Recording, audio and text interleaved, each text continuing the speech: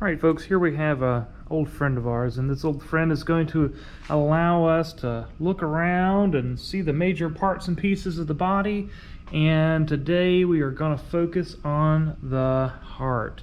So what we've got here, I'll grab some of my materials, is a nice breakdown of the heart for your lab. We have seen this before, and it's very helpful. All right, there's a lot of good information there, maybe more than we need, but a lot of good information all the same. So what I'm going to do is I'm going to run you through the stuff that I find to be most meaningful, and we're going to see if we can't get that across in a good, functional, helpful way.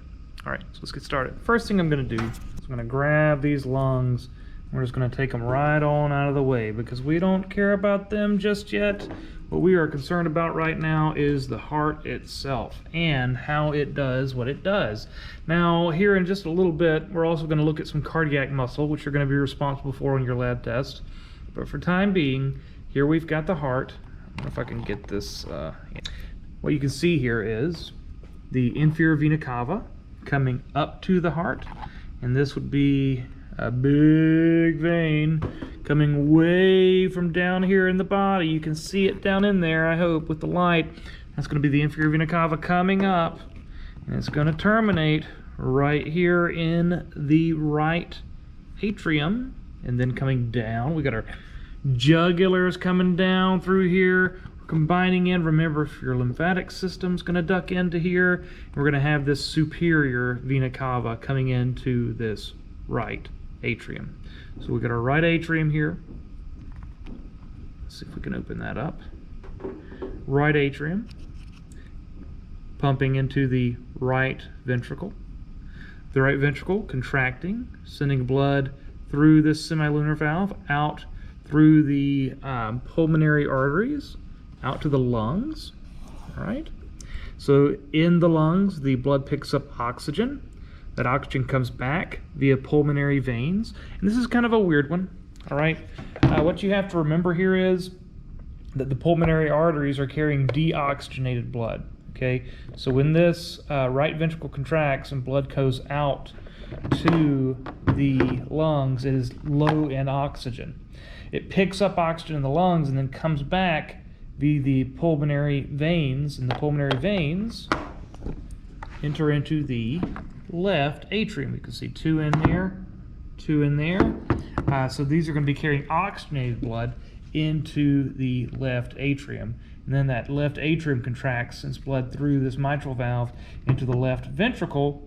Left ventricle contracts, sends blood up through that semilunar valve you can see down in there, hopefully. There it is, semilunar valve. And that's going to go up through the aorta, this big elastic artery, and then down the descending abdominal aorta and into the rest of the body.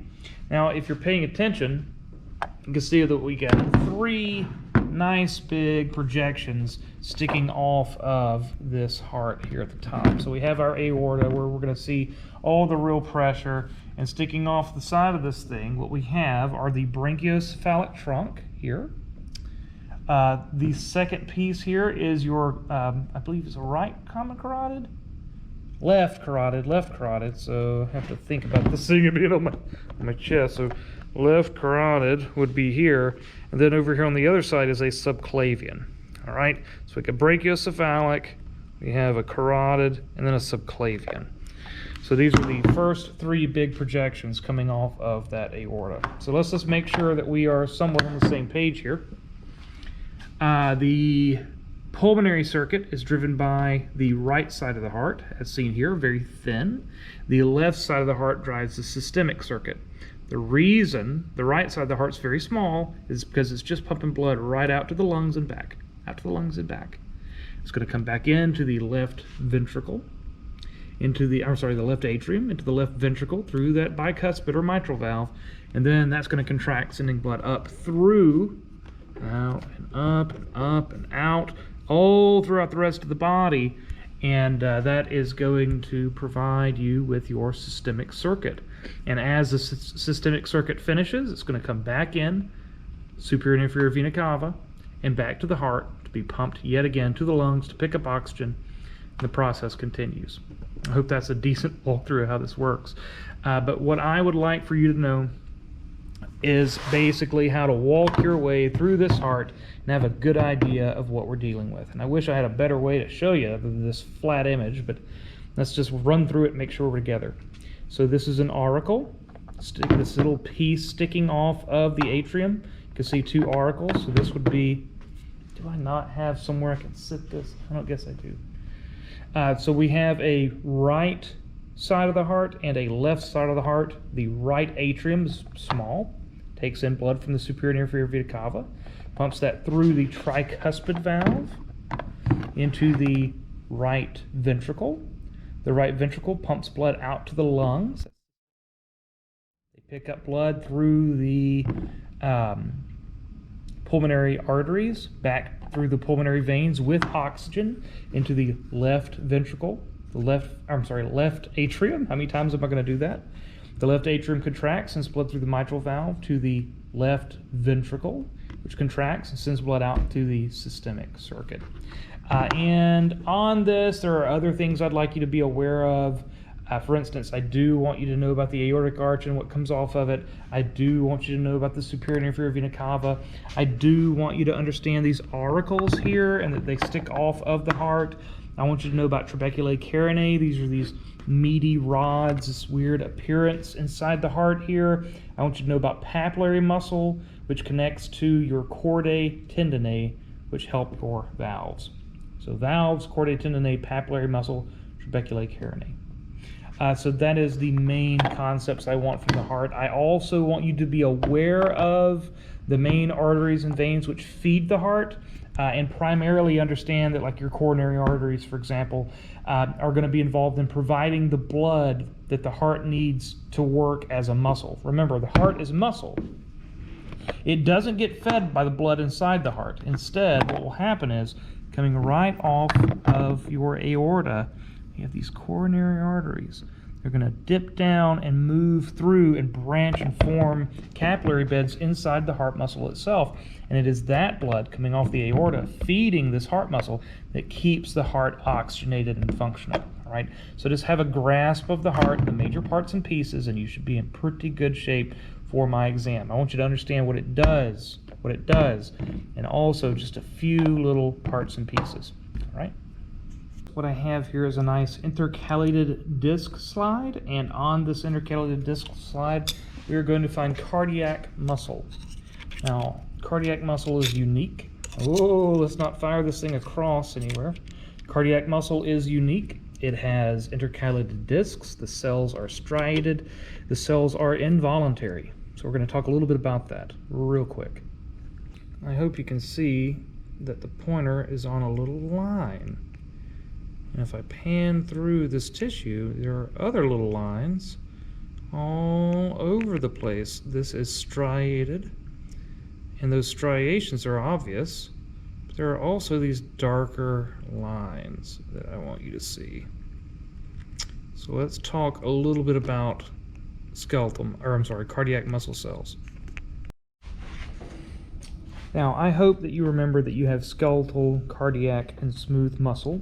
Skeletal muscle being big, long, single cells, multinucleated, striated in appearance, and being striated and voluntary. In other words, I can think about flexing my skeletal muscles and they flex. By comparison, here is cardiac muscle. Cardiac muscle is also striated. It is striated, has a striped appearance, but instead of being big, long cells, these cells are small. They are single nucleated, they are uninucleated, and they have intercalated discs, which are junctions between cells. All right, the reality is that your cardiac muscle cells, to be frank with you, they look like pants. All right? They look like pants. They have a striped appearance, they have a single nucleus inside of there, but they have these projections that stick off of them. It's not like one square cell, it's a cell that has projections which stick off, and then what you'll find is that those projections connect to other pants. Right?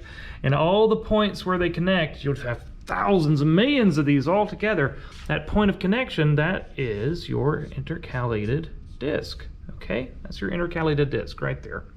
And what's special about that intercalated disc, if you don't remember from lecture, is that they are heavily invested with gap junctions. And the nature of being invested with gap junctions is that it links the cells together chemically. All right, so if one cell becomes stimulated here, okay, if one cell becomes stimulated, that stimulus will flow through this cell, hit this gap junction heavy intercalated disc, and will stimulate the adjacent cell as well. So this is how we are able to send messages through the heart. This is how we are able to excite the heart at the sinoatrial node and have that stimulus flow through the extent of the heart and lead to a full contraction. It is because the nature of these intercalated discs leading to linking cardiac muscle together chemically. Well, welcome back, folks. Let's take a look at a heart. Now, doing a heart dissection is a little less about finesse and a little more about big knives. So all I'm going to do here is I'm going to come in, cut my bag open, and remove said heart.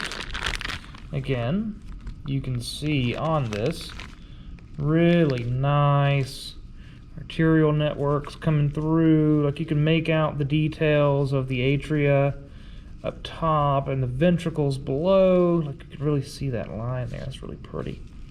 What I want to point out is, let me grab a tool. I have my atria sitting up top, and look how small they are, folks. Look how little. See, there's an atrium. That's an atrium right there. All right. Like, you don't realize, looking at these pictures, the pictures really undersell the concept, but the atria are quite small. Okay, the atria are indeed quite small. So there's an auricle. Here's another auricle on the opposing side. So the auricles kind of stick out and lay on top. You can make out how these look now. Now, to open this thing up, by the way, you could probably dig through this and figure out what's an aorta and what's not, but I'm not going to do that at this particular moment. What you got to do here is you take your heart, you turn it sideways, you take your big old knife, and we're going to cut right down through the heart of this thing, just like that. All right. Oh my gosh. Oh, there we go. Let's see how that opens up. Oh, gorgeous. It's beautiful. All right, now.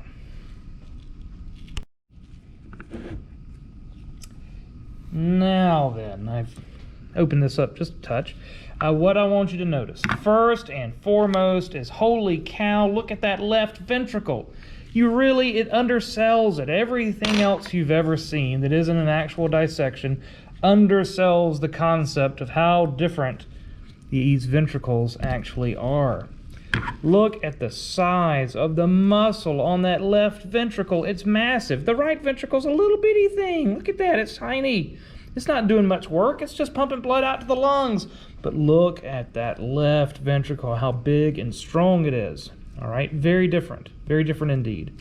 Now, I can come up here, maybe.